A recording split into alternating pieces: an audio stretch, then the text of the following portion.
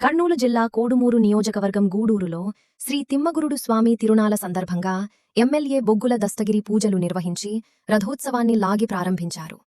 శ్రీ తిమ్మగురుడు స్వామి కొలిచేవారికి కొంగు బంగారంగా వెలసిన స్వామి రథోత్సవం అంగరంగ వైభోగంగా కన్నుల పండుగ సాగింది. జిల్లా నలుమూలల నుండి భక్తులు భారీగా తరలివచ్చి ఉత్సవం తిలకించి మొక్కులు తీర్చుకున్నారు.